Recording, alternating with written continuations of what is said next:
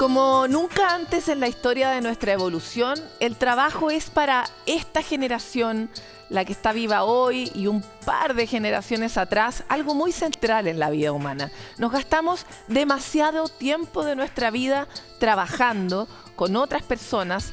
Estamos muy determinados por lo que ahí ocurra y lo hemos revisado antes en Sanamente, cómo ha justamente aumentado la cantidad de reportes de sufrimiento en el trabajo y por lo tanto licencias médicas asociadas a cómo se da ese trabajo.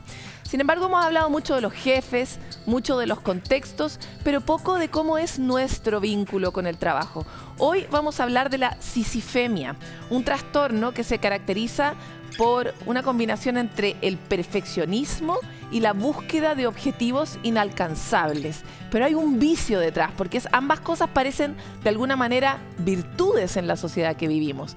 Y para poder profundizar sobre esto es que tomamos contacto con José Manuel Vicente, director de la Cátedra de Medicina Evaluadora Pericial de la Universidad Católica San Antonio de Murcia. ¿Cómo estás?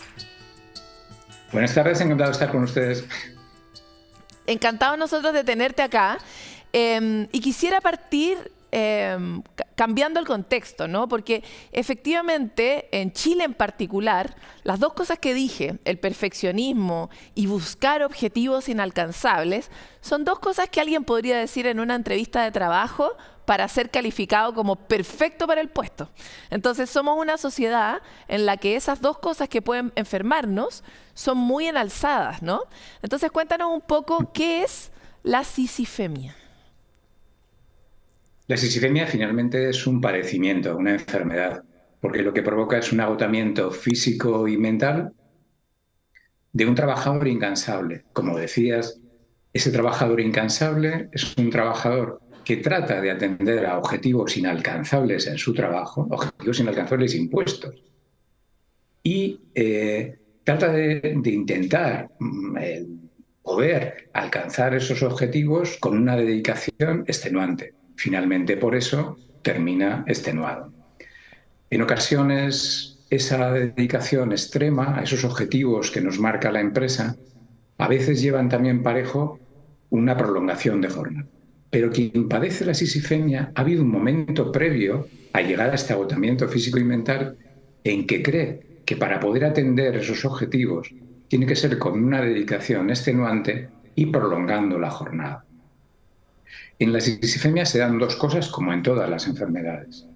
Un factor de riesgo y luego la aparición de la enfermedad. Así que tendríamos como factores de riesgo factores ligados al trabajo, pero luego un componente personal. Así que podríamos decir que sin ese componente personal, que ahora pasaré a describir, y ese tipo de trabajo, si no se dieran las dos cosas a la vez, no habría sisifemia.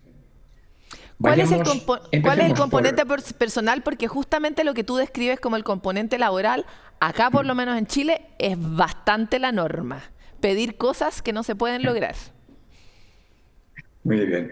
En cuanto al componente personal, generalmente quien termina padeciendo esto es gente muy ambiciosa, muy autoexigente, muy comprometida con su profesión, ambiciosos profesionalmente, no de dinero, sino ambiciosos.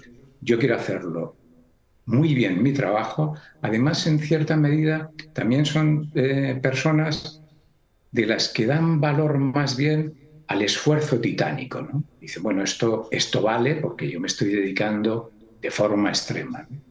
Ese nivel de autoexigencia, a veces se dice que es una obsesión por el trabajo, pero quien padece sisifemia, realmente la obsesión la tiene porque si no estás obsesionado con el trabajo, ese trabajo tan exigente, no podrías terminar cada día procurando alcanzar esos objetivos inalcanzables. Y también es cierto que de ese componente personal, de cómo es cada uno, ¿no? Está luego un componente de trabajo que no afecta a todos los trabajos. Porque una cosa son el estrés crónico en el trabajo y otra cosa es que este tipo de enfermedad afecta a determinadas áreas, a determinados trabajadores con una capacitación determinada y a determinadas tareas. Si comenzáramos por las áreas... Antes de ir hacia allá, me gustaría detenerme un poco en lo que acabas de decir, porque algo que todavía no me queda claro es cómo sé yo si estoy enferma. ¿Cuándo mi obsesión y mi preocupación por el trabajo y mi dedicación exagerada, todas cosas que yo hago, se convierten para mí en un factor de alerta para dirimir que yo estoy enferma de esto? Bueno, los primeros signos de alarma suelen ser los siguientes. Tenemos este tipo de trabajo que luego veremos y nos vamos dando cuenta que cuando acaba la jornada laboral seguimos todavía con esa tensión, ¿no? Esa tensión nos lleva a que luego cuando vayamos a dormir nos va a costar dormir. Es posible que tengamos despertares precoces. Si dormimos mal, a la mañana siguiente estaremos más cansados. Si estamos más cansados, al día siguiente decimos, me tengo que dedicar todavía más para poder atender el trabajo. Luego también porque vemos que esta dedicación que estamos dando al trabajo supera el equilibrio que tiene que haber en la vida, ¿no? Entre la dedicación al trabajo y el resto. Y no sabemos cortar. Primero porque nuestra mente discursiva, nuestra mente disruptiva, más allá de la jornada de trabajo, nos sigue dando vueltas y pensando exclusivamente en el trabajo. No dedicamos tiempo a cosas que de alguna forma nos desintoxican, ¿no? Nos curan, que es dedicarnos al ocio, dedicarnos a las relaciones con los demás, dedicarnos también un tiempo al descanso. Y en esta cadena de acontecimientos, ¿qué puede pasar? Sí, claro, después de un trabajo que llevamos meses con un trabajo sisifémico, entendamos, ¿no? Y vemos que dormimos peor, a veces lo estamos haciendo mal, porque decimos, bueno, para dormir mejor voy a recurrir a los hipnóticos, o para procurar tener una llegada al sueño más fácil, pues recurrir a los ansiolíticos. Mala cosa. Si luego al día siguiente nos levantamos cansados, es probable que nos dediquemos a la cafeína cuando no a otros estimulantes. Y así en este círculo, en este bucle, que realmente no podemos salir. Entonces, a tu pregunta, que es muy buena, es decir, lo primero en la vida hay que advertir, antes de que tengamos una enfermedad, saberla cortar a tiempo. Es decir, ver estos signos que decíamos, y decir, bueno, yo tengo que poner coto, ¿no? Hay en psicología una cosa que se llama locus control, ¿no? Y es no pensar que las cosas no tienen remedio, lo que se llama el locus externo, y otra cosa que es el locus interno. Es decir, ¿qué puedo hacer yo? Y en ese poder hacer yo sería, bueno, voy a tomarme mi vida y el tiempo que tengo de cada día, que es el que hay, no tenemos otro, no vendrá un día, si no es el día de hoy el que tenemos, pues decir, cuando cierre el trabajo lo voy a cerrar. Que me cuesta esfuerzo porque sigo en esa mente que decimos discursiva, ¿no? En ese automatismo de los pensamientos, pues voy a dedicarme a actividades de ocio que probablemente de alguna forma traten de concentrarme en otras cosas, como podría ser el deporte, como podría ser practicar meditación, que es una forma de estar en el ahora, es decir, estoy en el ahora que ya he dejado el trabajo y estar en el ahora y además estar conmigo mismo. Por otra parte, si hemos dejado de compartir tiempo con los demás, con nuestra familia, con nuestros amigos, ojo, son más importantes eso que la dedicación al trabajo, que es importante, pero tiene su parcela. Y luego, finalmente, dormir. Es decir, si estamos dando cuenta que dormimos poco, procuremos descansar bien, ¿no? E ir a la cama sin esa tensión, ¿no? Me encantaría volver sobre lo que tú mismo proponías, que era, ustedes han identificado que hay ciertos sectores donde esto se da más que en otros sectores, sectores productivos. ¿Cuáles son esos lugares donde existe más riesgo de sisifemia?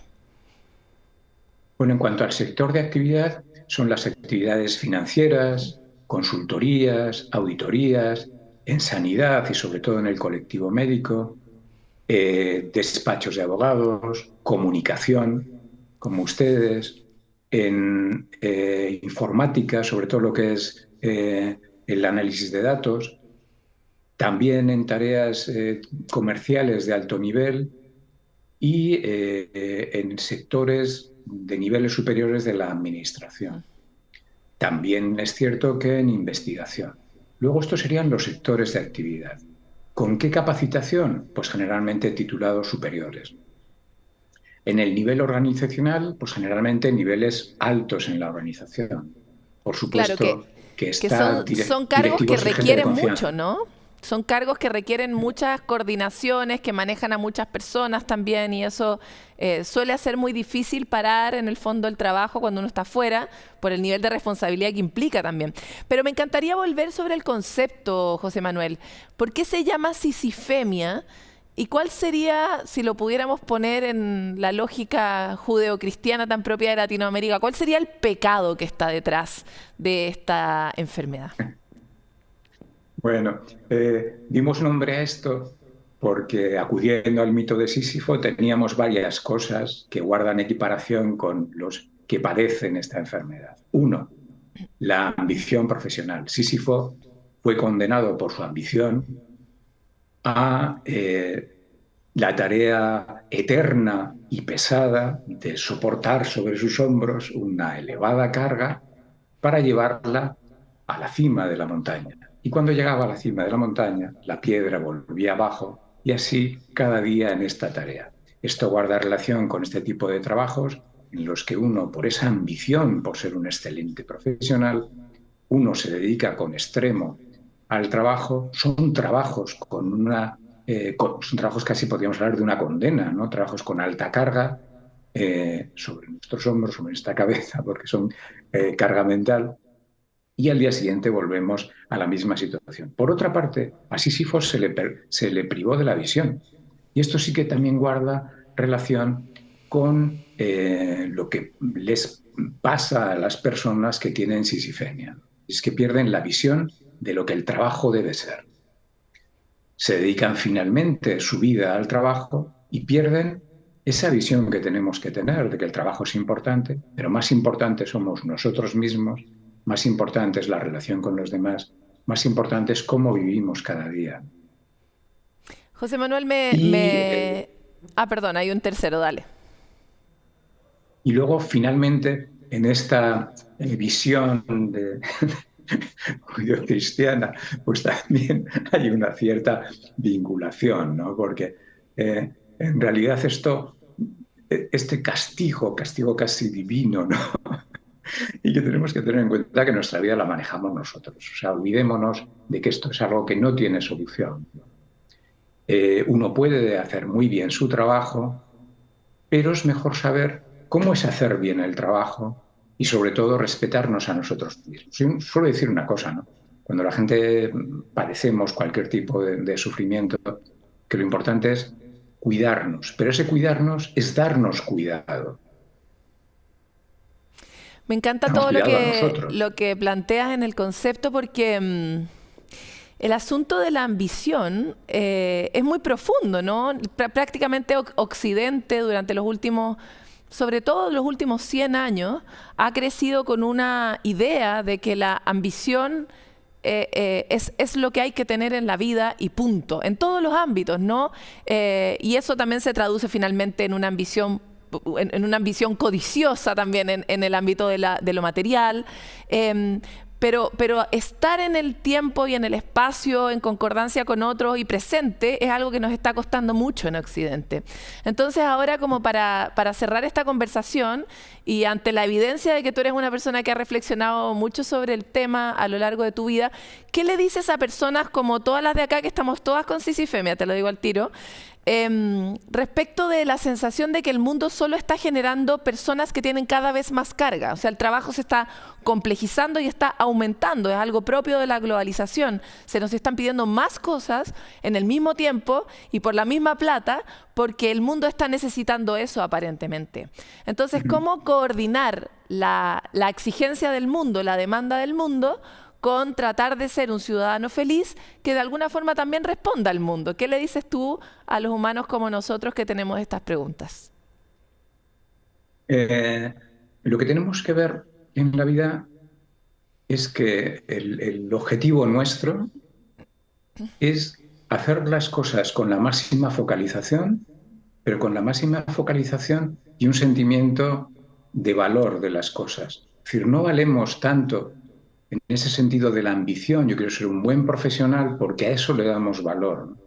Sino yo voy a hacer bien mi trabajo, pero voy a vivir bien haciendo bien mi trabajo. En el momento en que yo vea que no hago bien mi trabajo, en el momento en que vea que sufro, hay Sí, la verdad que es un término que a veces se usa, ¿no? Y es la inutilidad del sufrimiento, ¿no?